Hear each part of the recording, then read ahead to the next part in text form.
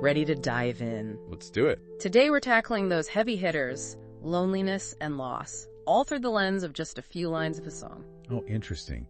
I love when we get a chance to really dig into the nuance of just a few words. Right. And this one's especially potent. The song's called A Lonely Place. And the lyric that just hits you right in the gut is, "It's such a lonely place." Just those 4 words. Wow. Yeah. It's almost like it's not even trying to be poetic. It's just raw. It is. It made me think about how when you lose someone, places can take on this whole other feeling. Oh, absolutely. Like the coffee shop you always went to or a park bench.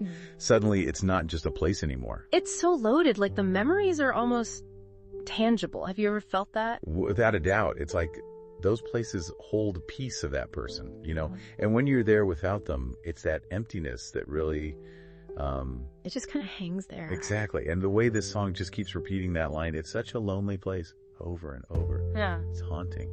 It really is. And you know what it reminds me of? Like, musically speaking, it's almost like a religious chant. Or even just someone crying out in pain. That's such a great comparison. Wow. Repetition in music, it can be so powerful. Mm-hmm. Think about how a drum beat builds anticipation.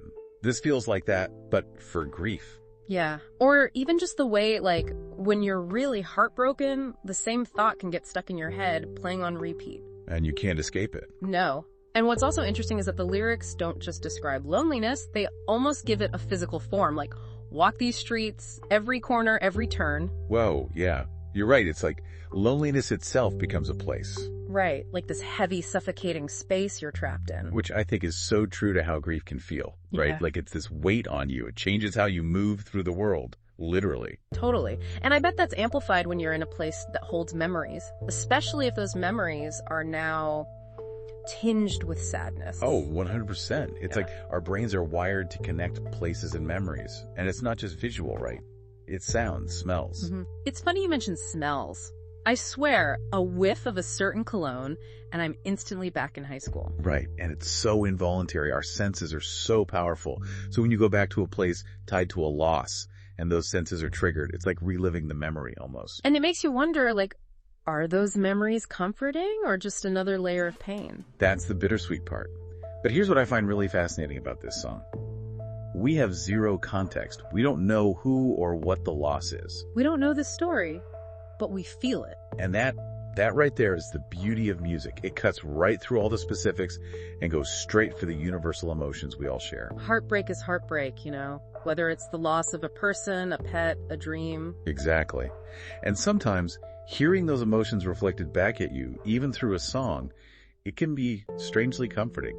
It reminds us that we're not alone in those feelings. It's crazy to me that just a few lines, like a snippet of a song, can unlock all these different ideas about loss, about memory, about the way music speaks to us. Right.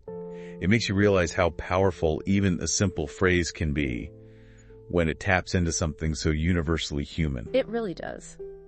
So next time you're listening to music and a lyric jumps out at you, take a second. Sit with it. Let it resonate. You never know what you might discover. Now, for all of you listening, we have a question. What's a place that holds a powerful memory for you? And how does it make you feel when you revisit it? Let us know. I'm already thinking of a few. Me too. And if you're interested in exploring the full song, we've linked it in the show notes. It's definitely worth a listen. Until next time.